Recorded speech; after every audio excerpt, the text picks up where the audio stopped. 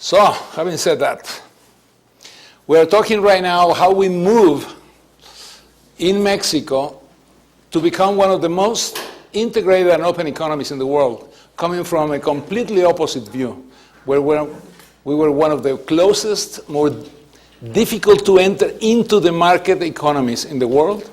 And in about practically 30, 35 years, we have become one of the champions of free trade, to the point that right now Mexico is presenting a candidate to direct the WTO. Okay? So this is a process of election right now.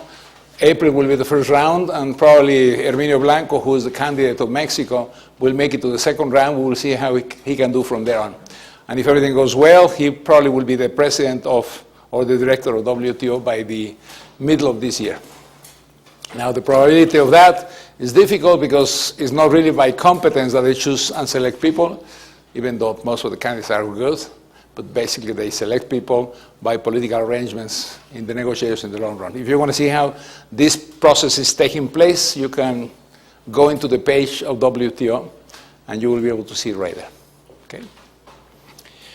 So, we were discussing last time something that has become very important to us, which is because Mexico comes from a tradition of import substitution in terms of the industrialization process, import substitution for industrialization, the EC model, as it's called, okay? One of the difficulties you're going to be facing is that to open the economy,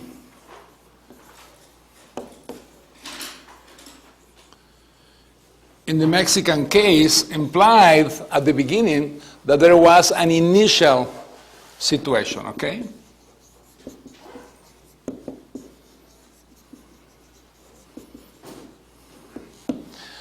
And so, what we were discussing last class was something that in my mind is quite important, and it is, one, we are and we became, by definition, a protectionist economy, where everything that we were doing in terms of industrialization was based on protecting my internal market. I protect my internal market.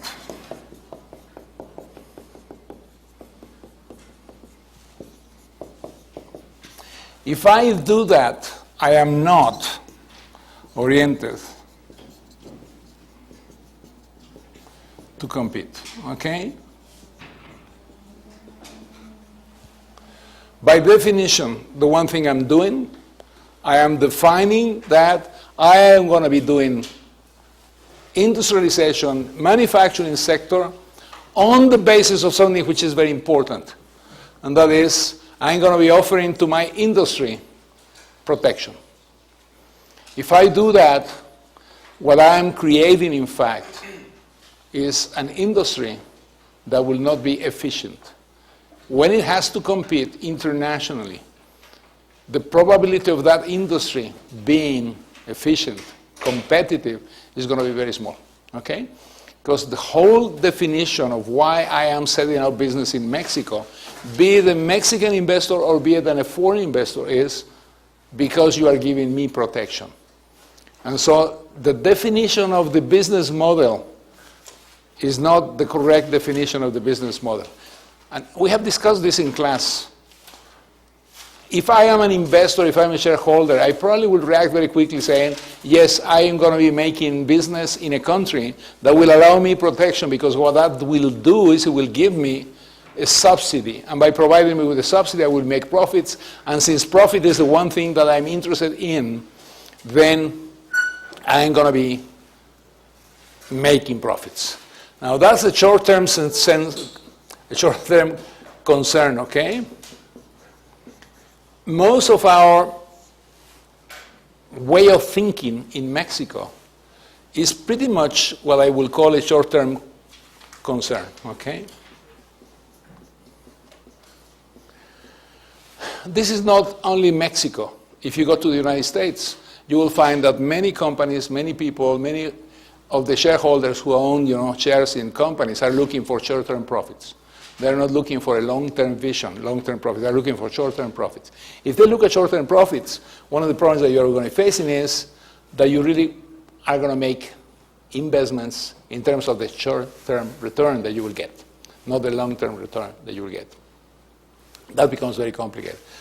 But if in addition, a government comes to you and says, I'm going to be closing the economy so that you will be the only one making business in that economy, then the tendency between the short-term concept of trying to get profits as quickly as possible and I can make profits because you protect me creates inefficient industries. Okay? And so this is one of the major problems that we're facing as we went into this import substitution industrialization policy in Mexico. The second thing that it creates is it creates interest groups.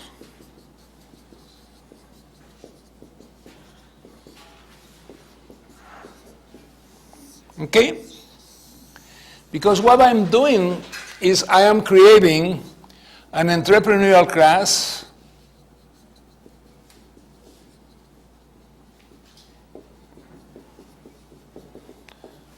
as well as a labor class, if you want to call it that way, which is privileged in this economy. But the privilege comes from the fact that protection allows them to generate the kind of jobs that pay better. They also make more money. And so what you have is slowly the integration of interest groups into the decision-making process of that society. Okay? So politically speaking, it becomes very difficult to eradicate the protectionism concepts, because what it does, it will affect immediately interest groups which are already consolidated. So you should not be surprised of the things that you're seeing in Mexico right now, because what you see is an entrepreneurial class that in a great degree was created under the concept of industrial policies of import substitution. So they are used to getting protection. They are used to getting benefits. They are used to getting concessions from the government. Okay? If I don't have the concession of being the only one selling in Mexico, then I have to compete with everybody who's coming from outside. If I do that, I find out that I'm not competitive and I have to close my company. But as I have to close my company, I will have to fire the people who are working on my company, and those groups are the ones who are really present in society. Those are the important groups. Those are the labor unions that we created in the process of the system development. So what you see here is a very complicated network between economic aspects and political aspects that your society is creating over time. This is the society that we created between the years 1930s and the years 1970-75, okay? And the reason for that is because you had one political party that was dominant in the political life of Mexico. We were coming from a revolution. As you saw, the revolution was made on the basis of agricultural development.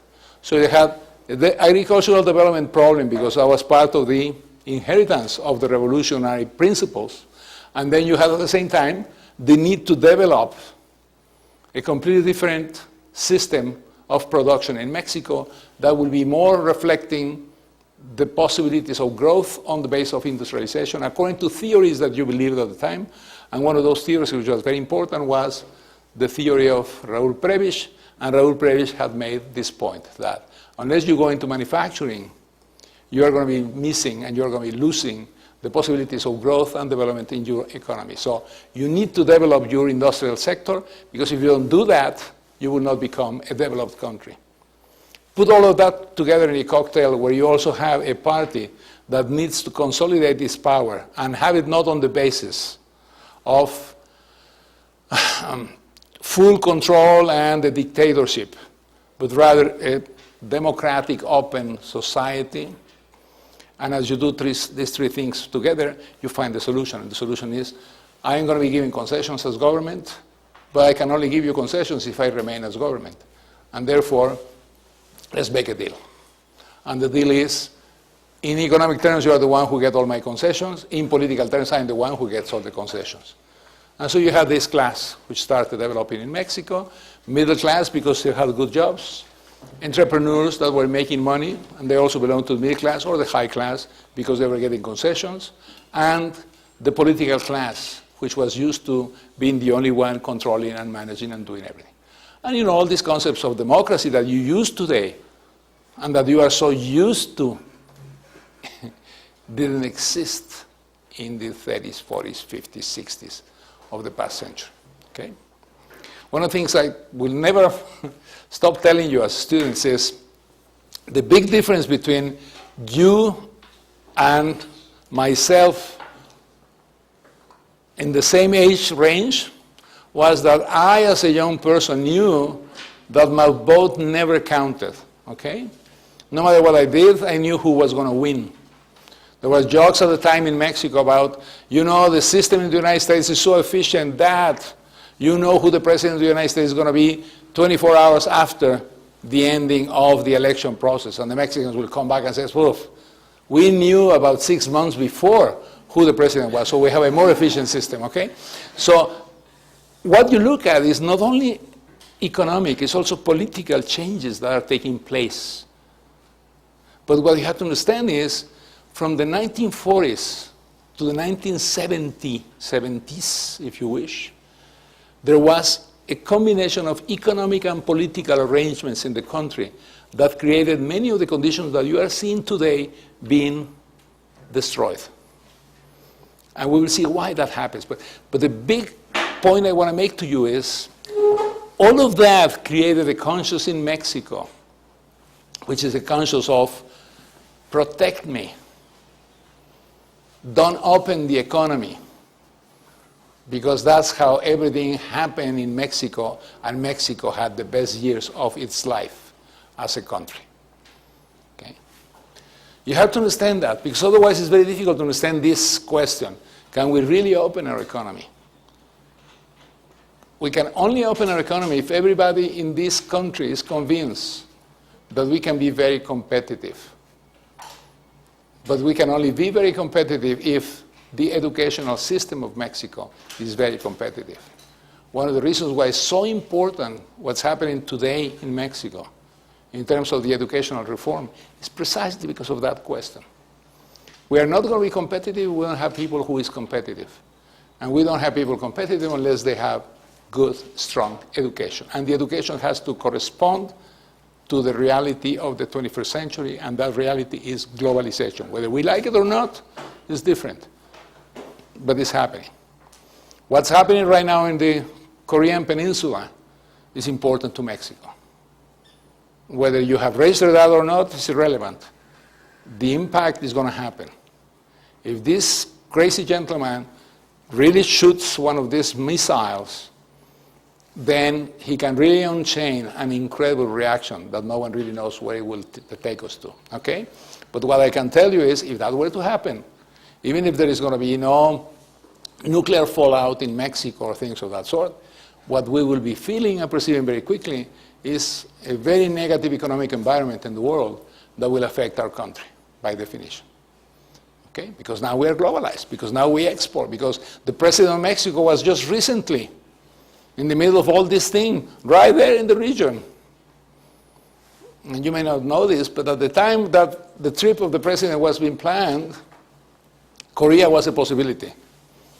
So he could have been even physically inside this place, our president, which has nothing to do with this question, but he would have been there, okay?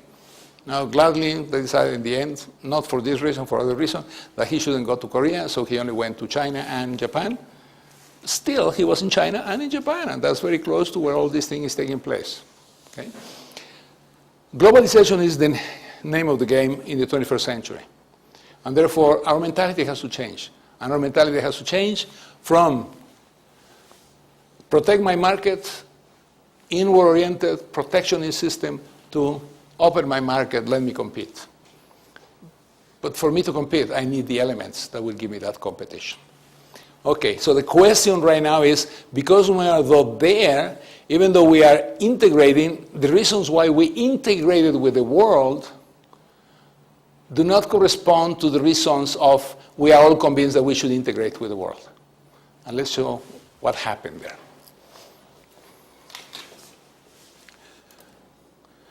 So, we saw this thing before. Mexico's traditional protectionism is part of the growth strategy, okay? That growth strategy, and I'm going to go back to the numbers, provided us with the best years of our lives. This is like you, okay? You don't know that yet, but this is going to be the best years of your life. So what's going to happen is you're going to be remembering these years. Don't do that, okay?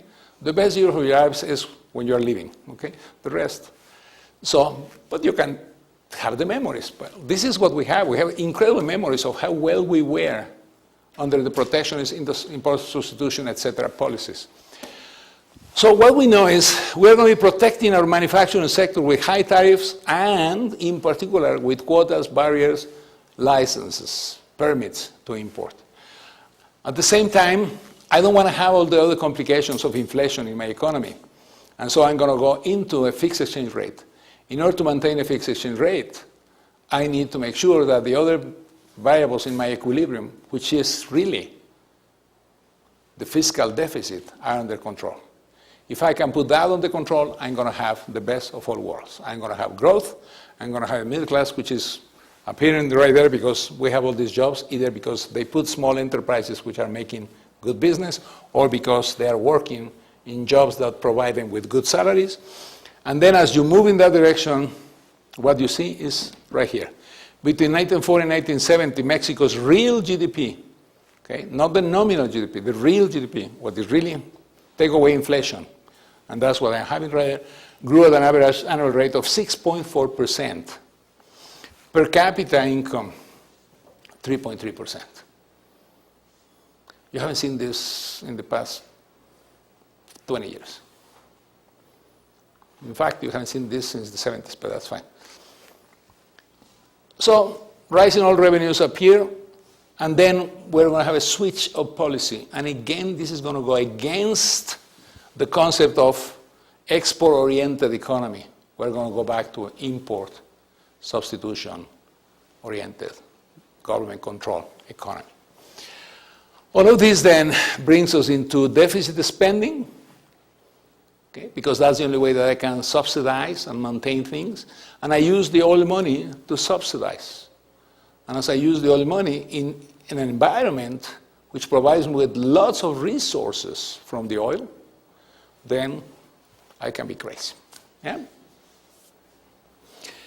To regain this inflow of foreign exchange, Mexico prepared to alter its foreign economic policy after the crisis of the 70s.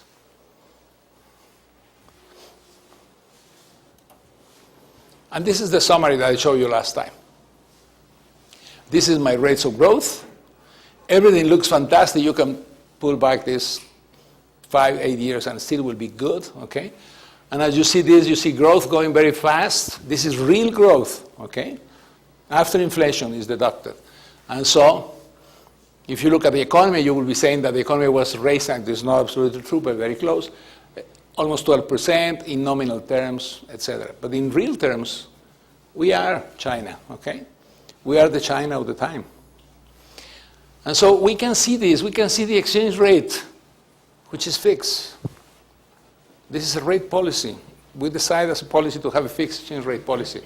And my exchange rate in real terms is good in my position, but look at the size of the exports as a proportion of GDP. It's 5.8, 5.1, 5.4. That means that we are a non-oriented economy in terms of foreign markets. Okay? Yeah? China is not controlling its currency, right? They don't have a fixed rate, but they control it, so sooner or later it's going to happen. Like Mexico did, right? It depends how they manage other things, but yes. The one thing that we learned in the 70s and 80s is if you do these things and you keep a fixed exchange rate policy, then you better be sure what you are doing in the fiscal side. Okay? The lesson for many countries in Europe right now, the ones that are in the Eurozone, is exactly the same. If you go into a fixed exchange rate, and they went into a fixed exchange rate in the sense that they took the euro as the currency, and therefore they have no control of the monetary policy. The monetary policy is defined in Germany, in Frankfurt, if I'm not mistaken, where the bank is, and the central bank of the euro defines the monetary policy, okay? As you do that, you have a one-to-one exchange rate because it's the same amount. Now, the euro itself is not fixed against other currencies. That's true. But for the countries which are working in the Eurozone, they have no control over their exchange rate, okay? And therefore, the only thing they had control over was either the financial policies that they will be providing inside the country, or at the same time, the fiscal policies, neither of which they really pay attention to. So they accepted the financial policies to be lax, and that implied that because you were in a Eurozone and you had the same financial possibilities, you started getting resources from other countries into your country that didn't necessarily come to make investments, but in fact came either to make investments, financial investments, okay, money that is what in English is called hot money, comes in, comes out very quickly, okay, is looking only for interest rate spreads, and so it's an arbitrage type of thing, or lending. You get money lent because I'm lending you euros and I know you have to pay me in euros, okay, and as I do that, I lost the facility of a flexible exchange rate, okay, and I don't determine that in the sense that I don't perceive it. Okay. Now, for the Mexicans, the fact that you knew that it was 12.50 all the time, if you're not trained to look at all the other numbers, then what you start thinking is, well, this is fantastic, okay, no problem for our country. Because what we see now is fixed exchange rate, I know exactly how much it's going to cost me to go to the United States in September or whatever, okay, because it's 12.50. So I have a fixed exchange rate, I can compare. The problem is if my inflation is higher than the inflation of those countries with whom I am trading, then the problem is not the nominal exchange rate, but the real exchange rate, okay? Because then what I need to make sure is that my real exchange rate remains also at the same level. But if I have an inflation of 5.1 and the United States, which is my major partner in terms of this dealing, has an inflation of 2%, I know that unless I make productivity increases of 3% in my economy, my real exchange rate is getting now overvalued. And then the government absorbs that cost, right? Someone has to, okay? If I don't generate dollars, then my problem is I need to get the dollars if that's happening. But I can control my problem of balance of payments by increasing tariffs, increasing permits, creating protectionist measures to defend my policy. As I start doing that, one of the problems I'm going to be facing is what is happening between my exports and my imports. And what I can see here is how I am losing from the original point, where these were my terms of trade, okay, and where I ended up with my terms of trade. Even though it improved here, they are deteriorated with regard to the original stage. Why is this important? Because what I know now is that what I buy is dearer, is more expensive at the end than it was at the beginning. I have to give more combination of my income and my expenditures in dollar terms, okay? Is this clear to all of you? This is basic economics, by the way, okay? I didn't understand. How did they control the inflation with all the growth? With all the what? The growth? You control inflation by creating conditions inside your economy that will not generate excess demand vis-a-vis supply, yeah? Inflation is just the difference between what people want to buy, what people have at their disposal to buy. So there are two ways to do this. One of them is very simple. You let imports get into your country, and as you let imports get into your country, that implies that the price of those imports should be X, and that price is going to provide you with a lot of goods. Yeah? But since I don't control what other people do, if I have a fixed exchange rate, then what's going to happen is, if the price of the goods I'm bringing in is lower than the ones that are being produced in my country, I'm going to have what? I'm going to have a balance of payments deficit. And as I move into a balance of payments deficit, I'm going to be in trouble. Okay? And then I may not have an inflationary process, but I have a balance of payments situation. Sooner or later, that one forces me to do one of two things. Or I have to devalue, or if I don't want to devalue, then I need to find the money to finance the gap. And if I'm going to be finding the money, there is only one way. Since I don't produce dollars, I am not the central bank of the United States, I don't produce dollars, then I need to do what? I need to go for a loan. And so I start getting loans, and as I start getting loans, I have an external debt which is growing. Okay? Now the problem of this is, I get the money. I put the money at 1250. And so you buy the money because you want to pay for your imports. So far, so good, because I need to make sure that in terms of this difference between exports and imports is manageable. But you see, I export 5.8, I import 10.9. This is 11, this is 6 to round up, okay? What is telling me this? What is it telling me? Do you need more dollars to pay for How much? 5.1. Okay. So what it implies is, whatever my GDP is, I have a balance of payments deficit of 6 points. Okay? And that's the money I need to get somewhere. I have a balance of payments deficit of almost 6 points. I have a balance of payments deficit of almost 4 points. I have a balance of payments deficit of 3 points, 3.x, 2.4, etc. How can I reduce then this difference? Tariffs? Tariffs? Yeah. I will create import restrictions. Yeah? But if I put tariffs, that tariff is going to have an impact, and the impact is going to be either the good that I'm importing is going to be more expensive in peso terms now, because I'm imposing a tariff precisely for that purpose, or whoever is going to be substituting those imports inside is going to have a higher price than it should be otherwise. Either way, what I'm doing is I'm creating reasons for inflation to go up. Okay? And I don't want inflation. So someone has to reduce what? Consumption. But if I reduce consumption, I'm going to be affecting growth.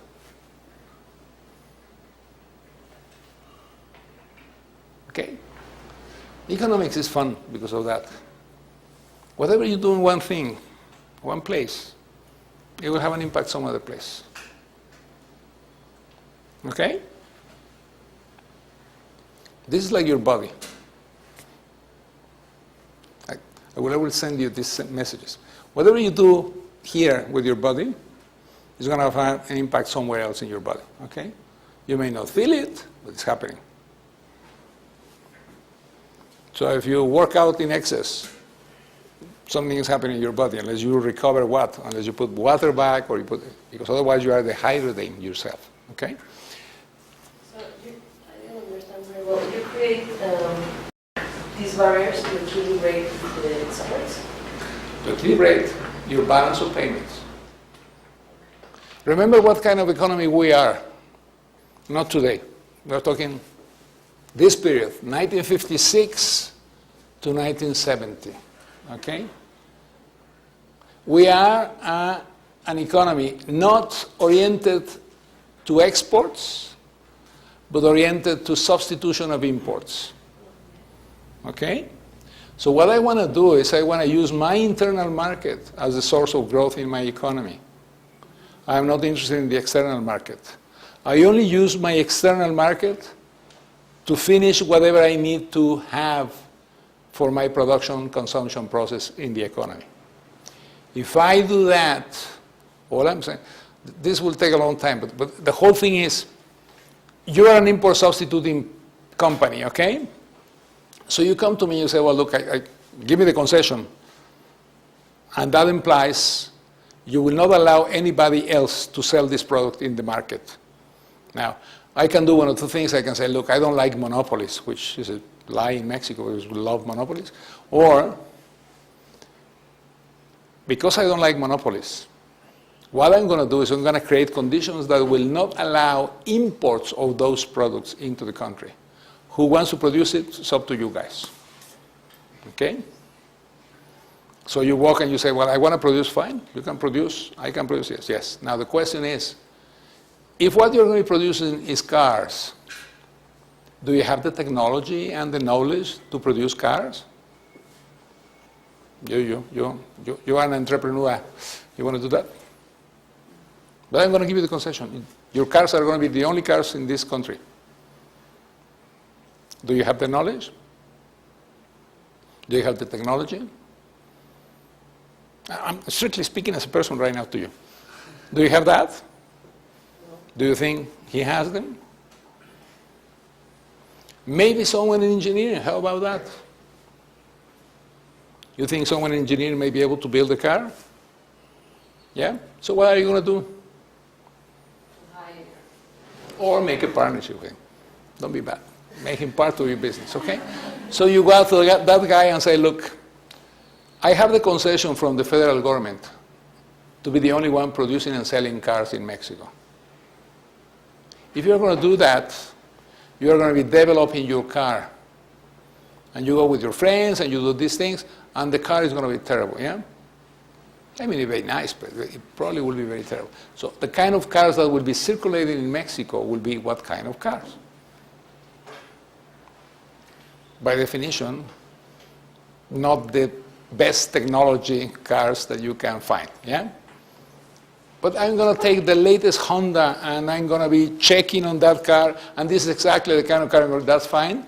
You're going to be producing the 2013 Honda car named under your name in this place. That in itself is a problem because you are stealing technology and knowledge, and it is protected under law. But that's fine. You don't care about that. You are going to do it. But then the problem is, next year, for you to keep up with what Honda is doing, I'm using Honda, so I'm not promoting Honda, okay? I'm just saying Honda. Then you go and you say, well, next year, my car is still a 2013 version of Honda. Because no one is going to let you have a 2014 to begin with, because you are stealing information and technology, but in addition, because you have a closed market, and therefore, yeah, there are no 2014 cars in this place. Only you can sell it. Your technology then becomes outdated. Is there any interest on your part to make the right investment so that you can have the right technology? Why not? Because you're the only one selling. Yeah, because you have the monopoly, and therefore what you say is, what for? What I'm going to do is I'm going to make as many profits as I can. Because in the end, what else can a buyer do in Mexico if he wants to buy a car? He has to buy my car. Well, this policy will then move into the worst possible combination that you can imagine, okay? Now, as you do that, the question to you is, what happens if I need technology? What happens if I bought pieces of a machine that were brought from the United States? Then next year, when those pieces worn out, I'm going to have to buy replacement for those pieces, yeah? Where do you get those? Who produces them in Mexico?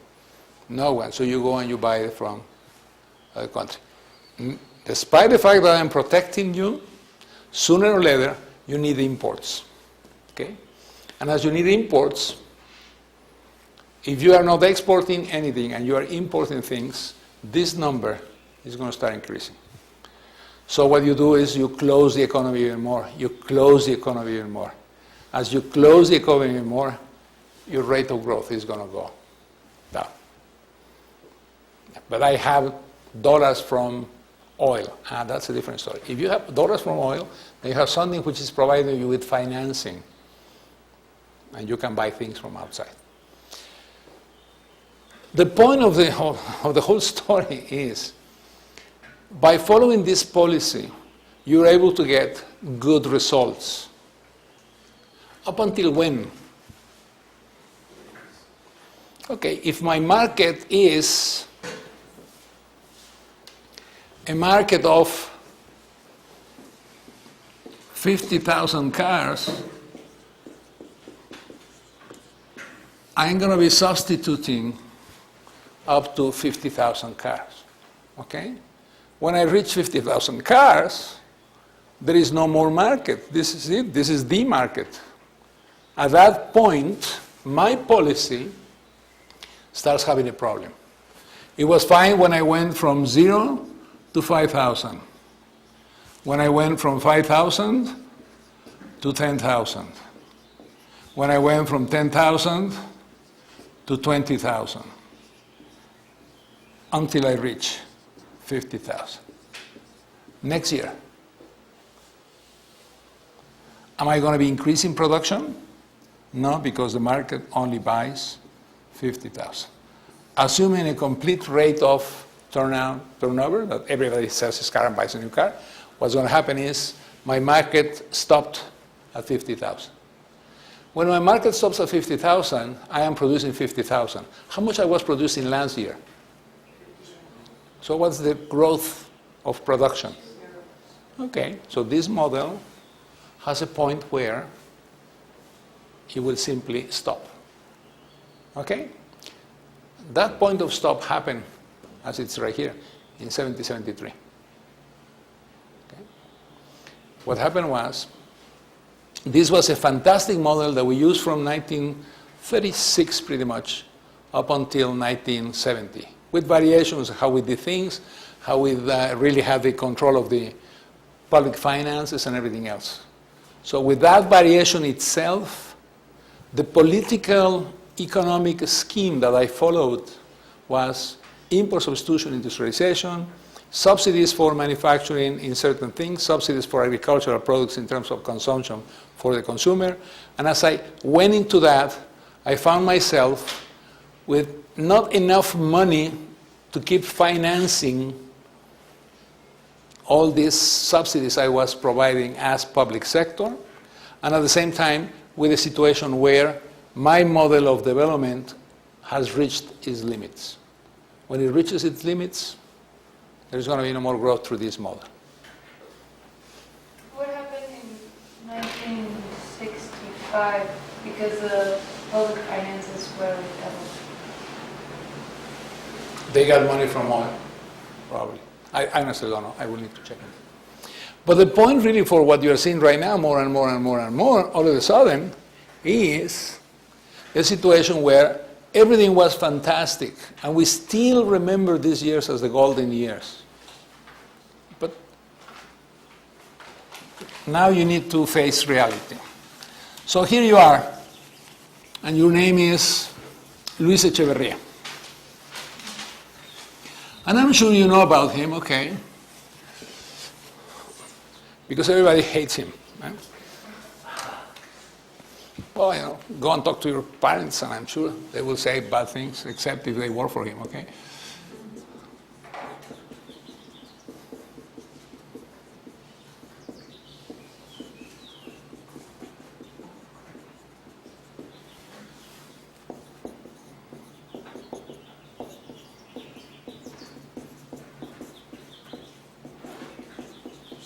These are very popular presidents in Mexico's history, okay? When is Echeverría coming to power? Do you remember the Olympic Games in Mexico, 68? You remember who was the president then?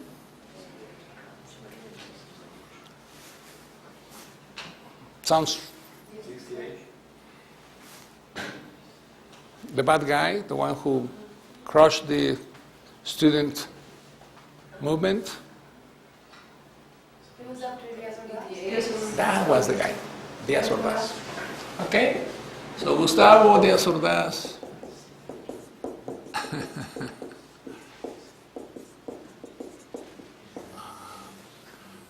I don't know, there are jokes about Díaz Ordaz that he had big teeth, okay?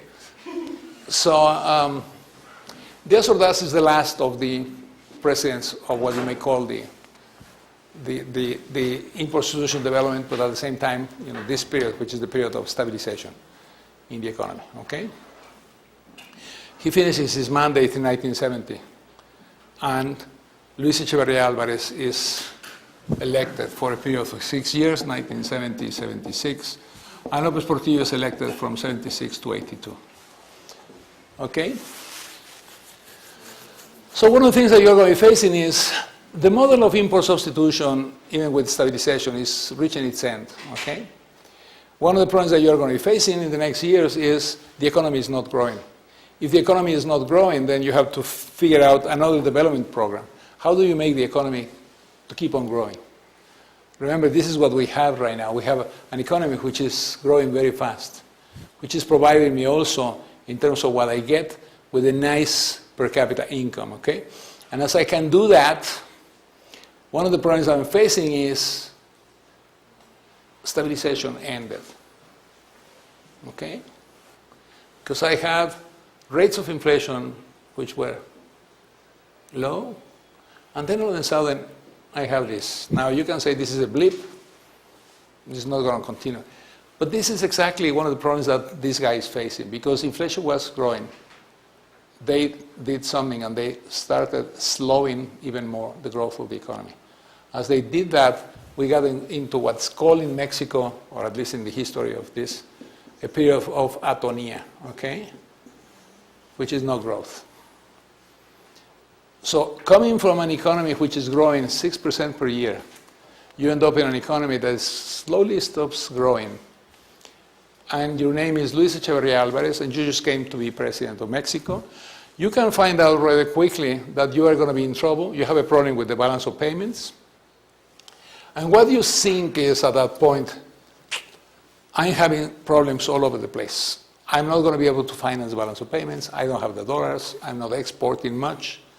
And therefore, I need to do something different. So you are the president, Jamel. You get into power, government, in 1970. You observe that the whole economy is coming into what you may call today a recession, okay? Slowing down, no growth. You have all these people used to the idea that as long as things were like that, you will continue to keep growing in terms of more plants, more production, more employment, better conditions, subsidizing prices for food and things of that sort so that people can have a good standard of living. All of a sudden, you're the president, and I walk to you and say, guess what, Madame la Présidente? We are in trouble.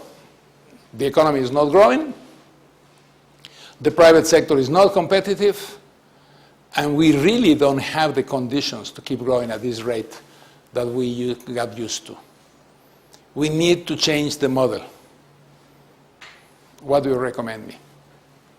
I would recommend foreign direct investment or export-oriented economies such as Singapore did. Okay. I would say. See? This is the difference between you, no, I'm not talking only you as a person, you as a group, and Mexico. But in particular, if we move ourselves to 1970, it's going to be even more difficult to think the way you did, okay?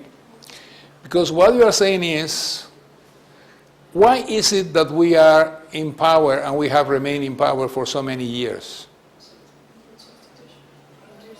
But why? Yeah, what is the meaning of protection for you and I as politicians? I said you have a job. I give you, and then you depend on me.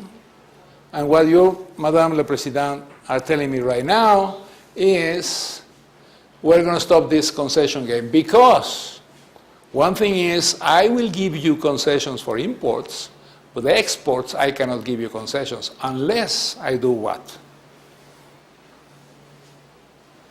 How can I give you concessions for exports?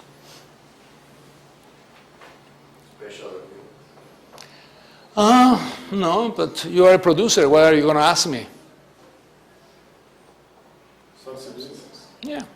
So what you're going to be asking is, you really want us to remain that way and that we now can go to the international markets, and therefore in the international markets you will be able to sell your products rather than the Mexican market, because there is no Mexican market to talk about, because it's not growing. So you need to go to the external market.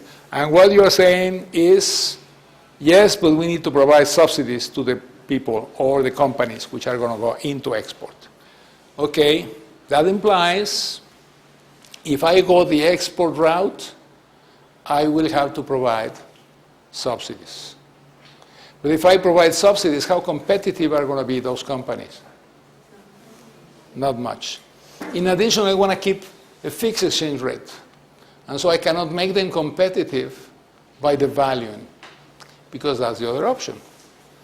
It's let's devalue, and then in dollar terms, the Mexican products are going to be very cheap. But if I do that, I'm going to be taking away product from the Mexicans, and I'm going to be exporting it, and I'm going to be providing either a subsidy via the exchange rate or a subsidy via direct subsidies. Does it really make sense? I mean, do you really want to subsidize the consumption of foreigners? Or do you want to subsidize the consumption of nationals? Which one? Yeah. Doesn't it sound reasonable? So, Madame le Président, no. Let's do the following. Rather than going into that route, let's do the following. Let's go and subsidize more internally. Yeah? But what is going to happen if I do that? Then I go to this last part, yeah? And this is not going to be zero. So, I need to go into deficit.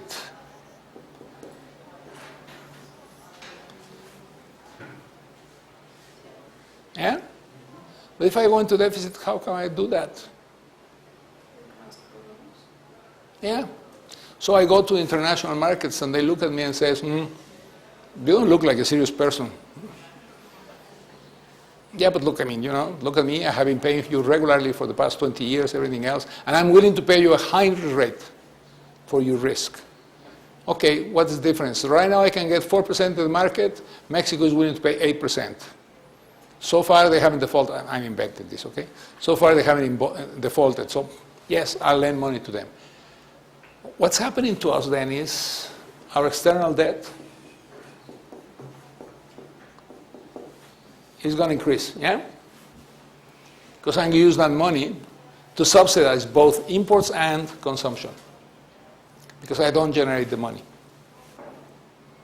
Because if I generate the money, then I'm not subsidizing you. I'm collecting from you and then I'm giving back to you. When you look at the macro framework, this is the point of the macro framework, is you see that the answer to this situation would have been correct if you had gone and say, export-oriented is the way. But if I do it export-oriented, I'm going to do it no subsidies, yeah? If I do it export-oriented, no subsidies, what's going to happen to my industrial plant? Bankruptcy? They will go pretty much into bankruptcy, okay?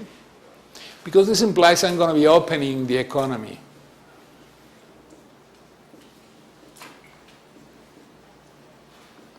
But that goes against all my tradition, all my model all my political system is based on protectionism, import, substitution. Okay? Asking that to someone like Luis Echeverría Álvarez and his team was equivalent to ask people things on faith. But they had no faith on this. Their faith was placed in the opposite side. Who was the Secretary of Economy? At the time there was no Secretary of Economy, but the Secretary of Finance was, that's a good one. I don't remember, to be honest. But I think Ortiz Mena was up until the end of Díaz Ordaz, and I don't think he was renewed. So it must have been Moctezuma was with López Portillo. So I don't remember. This tells you how important it is to be Minister of Finance, okay? But the key question here is the whole team was a team thinking that. So how are you going to think if you are this guy? You're going to think exactly the opposite. So wait. If I'm going to start doing all these things, I am the state. I am the guarantor, as Mr. Bush said. I am the guarantor of this, or I'm the decider, okay, as he said. And if I'm the decider of this, then I decide that the government is the one that will do these things. And yes, let's go into external debt to finance things. Let's use the oil revenues for this and that. Mr. President, the oil is finishing. We are no longer having a lot of oil. Well, then the government takes over and controls the economy. Okay? So rather than going the other way, these two administrations went into what you may call the statization of Mexico.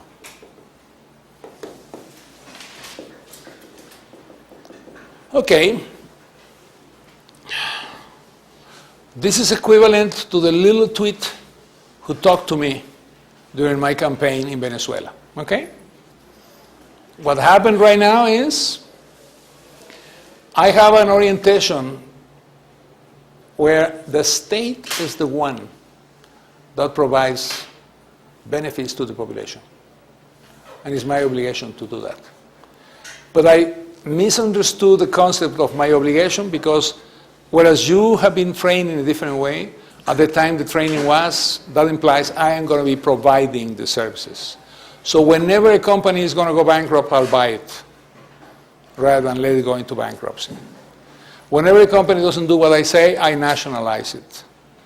And in doing that, I'm creating a system where the state becomes the main player in the economy. Okay?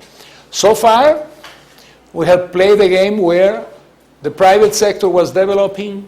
You had a private sector that was in the production, distribution process in the economy.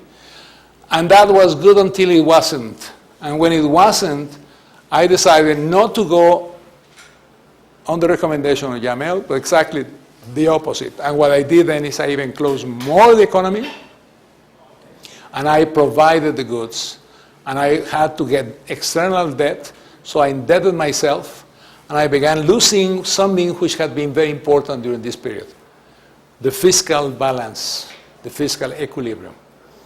I decided that was not the point. If I go that route, there are only two ways that I can finance that. Either through debt,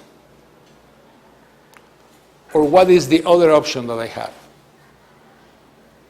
Increase the tariffs. No, think internally. You are the government of Mexico, you are in control of the central bank. What do you do? Taxes? No, taxes no, because then people don't pay them. So how do you do? How can I tax people simply? I print money. If I print money, then what I'm doing is I'm finding a way to finance the deficit, and it's through printing money. As I print money, I solve the problem of how do I finance my deficit, but as I print money and I throw it into the economy, what happens in the economy? Because demand is going to increase, and therefore I'm going to have inflation. And because I have inflation, then I am going to end up in a situation where my inflation goes up the roof, and I destroy all the equilibrium created by the desarrollo estabilizador. Okay? What I have done, in fact, is destroy de desarrollo estabilizador. I call this, in the other class I teach, el desarrollo desestabilizador, okay? Which is, I believe that I should keep growing, and I'm going to be making those investments as public sector, but because of the way I'm doing things, I'm going to create the conditions for destabilization of the economy. And as I create the conditions for destabilization of the economy is going to go into destabilization, which will be reflected in three things. The first one is inflation. The second one is a balance of payment situation that is critical all the time, because I have this deficit at the balance of payment. And the third one is I went into external debt. So a problem that I didn't have before, which was the external debt problem, I created in this administration. This has nothing compared to the other one, okay?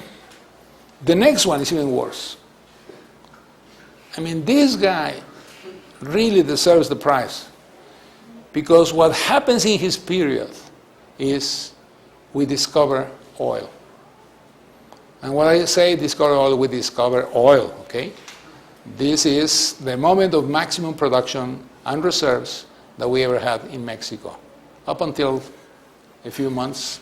By the way, one of the speeches and the lectures that, one of the speeches that will be very important for you to go next Friday, as I said, there's going to be no class, but you go to Reto Negocios, I think it's Thursday. Armando Garza Sada is going to make a presentation, which is very good, because he is one of the people who are developing the whole fractional shale gas in Mexico. And what you will see in his presentation is just spectacular, how Mexico can really transform itself again into a world-leading country in terms of gas and oil, if we really do things correctly. Okay? But anyway, we found a lot of oil, we produced a lot of oil, and as a result of that, we became very rich. In addition, because there was an international conflict similar to the one that we are facing right now in Korea, the prices of oil went up the roof. The combination created a tremendous amount of money for the public sector, and rather than using that money to go into the export-oriented development process, Mr. López Portillo went into the crazy period of let's spend like crazy, let's create all these pharaonic programs, and let's spend, and I am the one who spends. When the money stops coming, he goes and he says to people, look, I have these oil reserves. They are worth, at today's prices, I'm just going to invent a number, okay? About 70,000 billion or whatever, okay? I'm going to give you that as guarantee. Give me loans, because I need to produce now. I'm not going to be waiting for this money to appear. I go with you, and you work for International Bank, and you look at me, look at the price of oil, look at the reserves I have, look at the investments I'm making, and you say, this is a good bet. So they lend money to Mexico like crazy, okay? Our external debt went from about 9 billion that we had at the time of this to about 85, 120 billion in about 12 years. I mean, boy, did we spend money. Those were good years, okay? If you were a student and you were finishing your program, whatever, around this time, which is where I was, you will get the scholarship very easily. They were giving everything to everybody. Everybody spent like crazy. Everybody went into debt. And so from this picture, we ended up in another picture.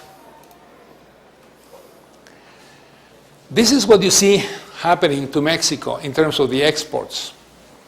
Look at this. Okay? All of a sudden, we are becoming a country which has oil. And so, because of that policy, we had tremendous amounts of exports, but they were basically exports of oil. And if you look at the composition of the exports of Mexico, you can see the dominance of oil and gas as the element in the balance of payments. So, when I see that, Remember when he gets in, okay? He gets in 76. So when he sees that right here, he knows that this is going to happen. Okay? And the banks think that he knows that this is going to happen and they lend him money.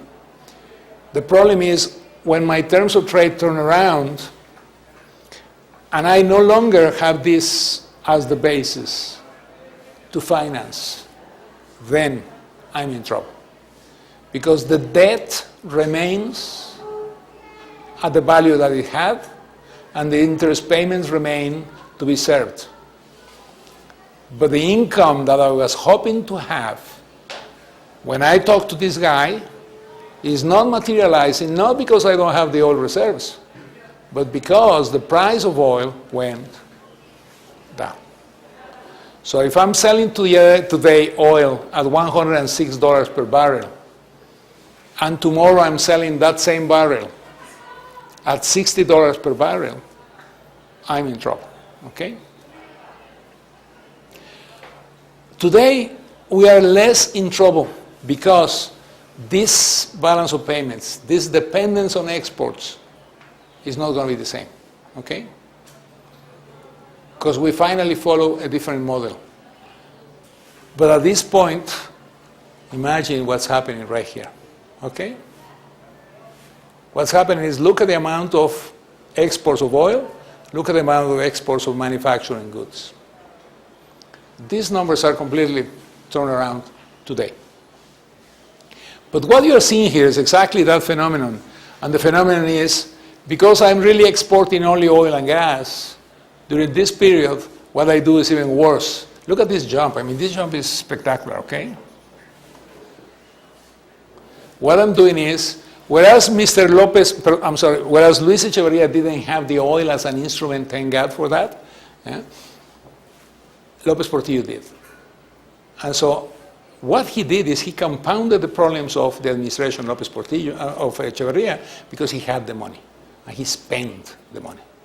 And so all this definition that I am the state, I am the one who should provide, I'm the one who will control, I'm the one who will do, he simply multiplied because he had money. This is called Venezuela today, okay? This is called Argentina today, for different reasons, not for oil, for the raw materials that they export into China. Any questions up to here? Okay, what I'm trying to tell you is that the whole mentality in our country is a mentality against exports, against open trade. Because everything was geared towards not that, but the opposite, okay? So the problem is these guys didn't change the model for the right model. They changed the model for the worst possible model. And the model they used was, I'm going to subsidize more, I'm going to buy companies that are going for, I'm going to be closing the economy even more. And as they do that, things happen, yeah? What you're facing here now is imports. And what you can see now is how capital goods are becoming important, but intermediate goods, because of this policy, are the dominant aspect of imports. This is the result of your import substitution policy, because in the end, you need a lot of intermediate goods to produce what you are consuming. And you need a lot of capital goods because you need those goods to produce the things that your factories are producing. And so in the end, you do depend on imports, and you have a problem with those imports. And if your balance of payments starts having crisis, then you're in trouble. When that crisis disappears, when you have more of the other things, then you're okay. And then what you do is, rather than going into a process of depending on subsidies, you are beginning to transform your economy to one that will be competitive in exports and therefore will generate its own resources.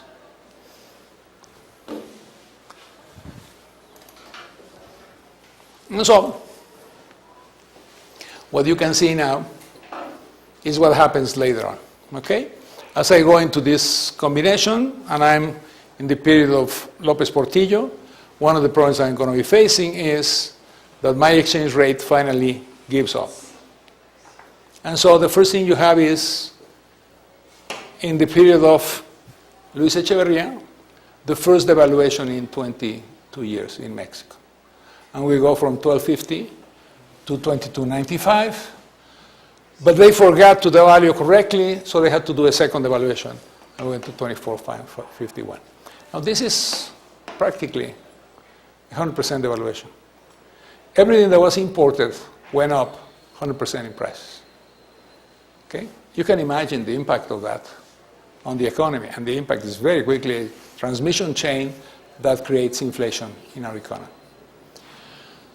Because we have inflation, because we cannot control these things, every year of this, you can see what happens with your exchange rate. Okay? And so what you have is a very unstable situation. The instability of this economy is very clear in these numbers. Okay? Now, as you move in that, you also see your external debt. Okay? Whereas you have an external debt of about 4.3 billion, by the time Echeverría finishes, you have an external debt, just look at this, that went from 4.3 to 21.6. Okay? And then we go wild. Okay? And so what happened is, with López Portillo, we basically went again from 21 to $74 billion. Now these numbers are all relative, so look at the payments we had to make on the interest on those external debt, okay? And as a proportion of everything that you export, what happens to you is this.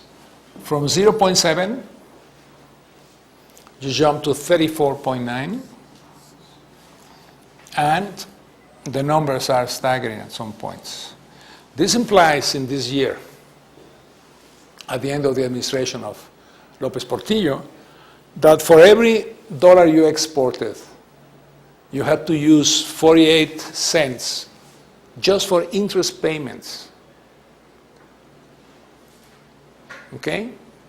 This produces nothing, except for the guy who lent the money. But for the rest, what you're doing is you're using practically half your income just to pay interest on your debt. This is the problem of people getting too much in debt. This is exactly Greece today. This is Portugal. These are all these countries. We had these problems at the time.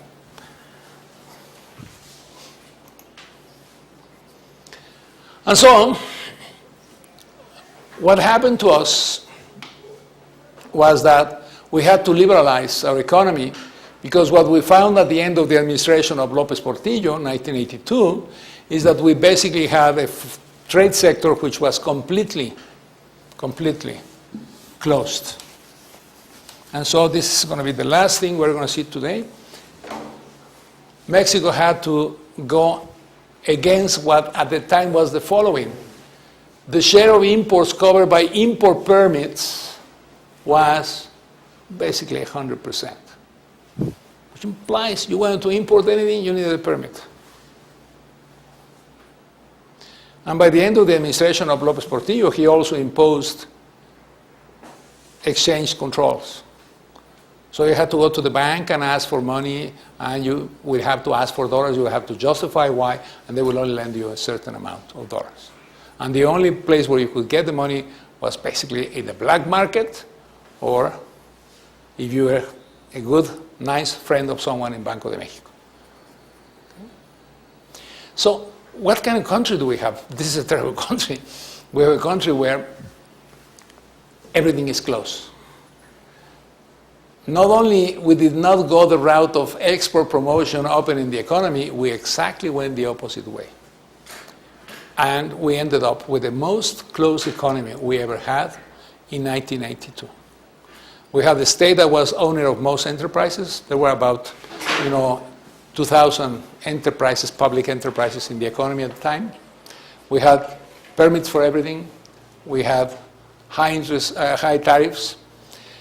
And there is a very nice video that I showed in the other class, where that guy, I remember his name, okay? Where the then Minister of Foreign Affairs, Silva Herzog, yeah, makes a speech and says that we were the only country in the world that among the companies that they own, they had a cabaret, okay? You know, an antro, if you want to call it that way. Okay. Was the only one that owned an antro, and then he makes this remark. And the most incredible thing is that we made losses on that antro. Okay? So the message he's telling you is, when the state gets into these things, even things that you will take for granted that will produce money, create losses. Because in the end, it becomes a place where my friends go. And so I don't charge my friends. So his speech is very nice because he says, we even own an antro and we lost money on that antro. So by the time of this thing, we were about 1,800 companies that were owned by the government. So either you work for the government because you were in the government, or you work for the government because you were in the parastatal system. More and more and more control of the economy and the political process. Finally explodes in 1982. Things cannot be kept. And we go into an export-oriented program, not because we believe in it, but because we couldn't do anything else. When you do things that way, it's terrible. Because then what people say is, you are doing that because it's an imposition from foreigners. The IMF, the World Bank, the government of the United States, or the Troika when you are in Europe, are the ones who are telling you what to do. Not because you want, but because. And because you are a politician, you walk to your people and you say, look, I really don't want to do this, but this is the only way, and it's been imposed on me by foreigners. And so this country today is called Greece, or it's called Cyprus, or it's called Portugal, or it's called Ireland, or it's going to be called France, or it's going to be called whatever. Because the politicians never walk and say, look, this is what we have to do. In addition, I believe in that, so we're going to be doing these things. Yes? I have a question about the reading. Yeah. Well, I understand that nowadays we have a lack of internal productivity. Mm-hmm. So how can this happen if in those years we were like using the import substitution? Why is it that we didn't grow, or why is it that we did grow at the time? Why is it like now we have the lack of internal productivity before we were subsidized by ourselves? We don't have productivity because we keep subsidizing and we keep creating monopolies. As long as we create monopolies, you're not going to have productivity inside, okay? Productivity comes from innovation. Innovation comes from market conditions that are competence. You know, you're going to be competing with people. If you don't compete with people, you don't have productivity. Now, the fact that on average we don't have productivity doesn't mean that in certain sectors of the economy we don't have increases in productivity.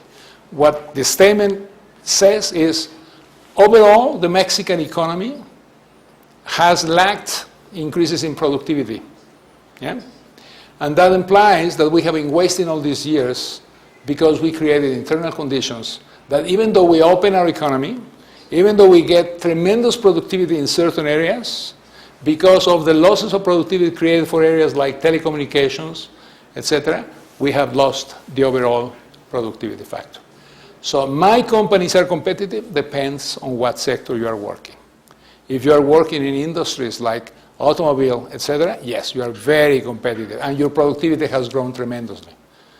But if you work in telecommunications, if you work on, well, telecommunications in general, communications, telecommunications, transport, then you have lost competitiveness because you don't have an open sector.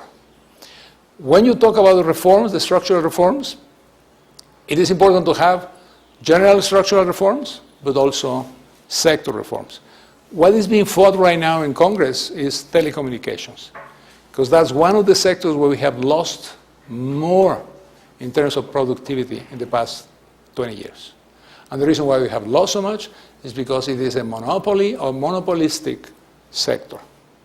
There is only a few people, they do have concessions, and they will defend those concessions. And if I were them, I would do exactly the same thing, okay? Meaning, I want to defend my concession because my concession allows me to be so rich that I am very rich. Is that fair for the economy? No.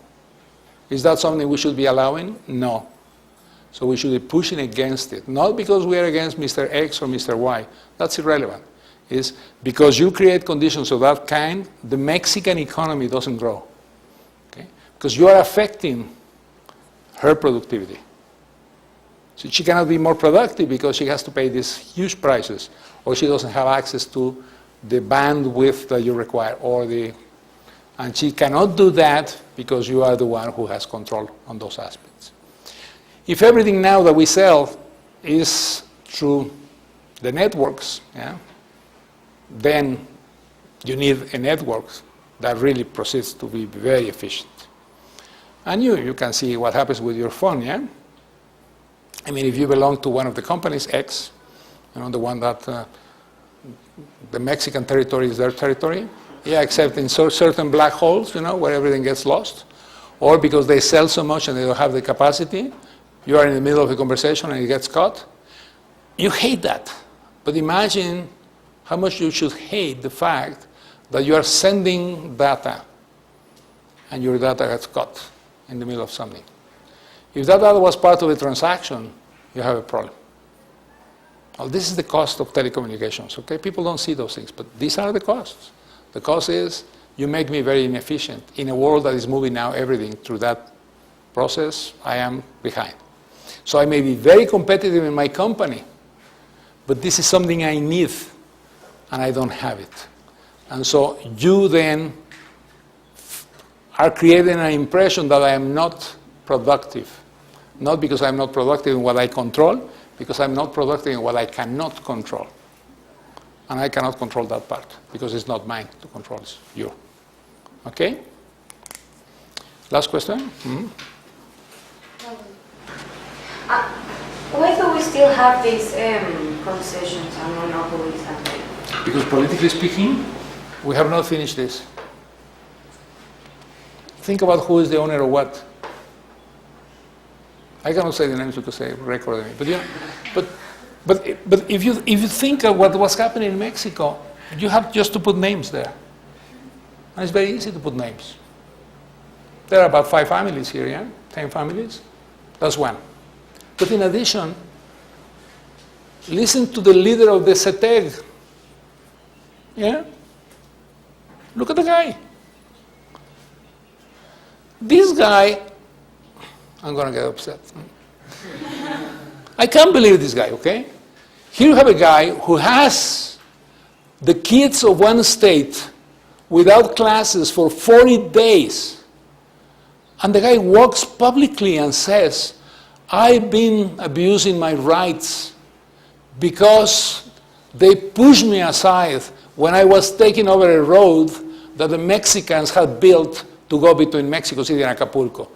Okay, fine, don't let people go and have fun in Acapulco, who cares? But the fact that you are telling me these things when you, with your actions, have created that, I don't know what's the number of the population there, but let's say 700,000 kids or whatever, are going to be now left behind forever, okay? Forever. The ones who were stopped in the road were stopped for 7 hours. Okay, and they were going to have fun. They should be very upset. I have no problem. That's why I don't go to Acapulco. But the point of these people is, these people spent 8 hours and they were very upset. But that's it. You lost 7 hours of your fun. Yeah? But think about the kids. They have been without classes for 40 days. When are you going to recover that? I mean, bad as the teaching was, which I'm sure it was, this kid lost 40 days of learning. They're not going to recover those 40 days. And those 40 days of learning will multiply themselves into 7 years. And that implies these kids, when they're adults, are going to be able to do nothing. Because in a society which is now getting connected with globalization, the skills they are getting are 0. And no one is telling this guy, Give me a break. You should be in jail. Not because of that, but because of what we are doing to those kids. Because your obligation as a professor is to teach them. No one says that. Look at the interviews. And there are people now talking about, oh, the abuse of the state. And believe me, I'm not one for the PRI, okay? But what I'm telling you is, interest groups, they all have names. Yeah? Not only the business people, the political people. These things still remain. We have to destroy them. The way to destroy them is the reforms, because what the reforms do is they expose you to be competitive. And as you become competitive, you don't depend from the government. As you don't depend from the government, you can do what you want. That's the only way democracy is going to work in this country. Yellow page is there. Now, we have 2 minutes.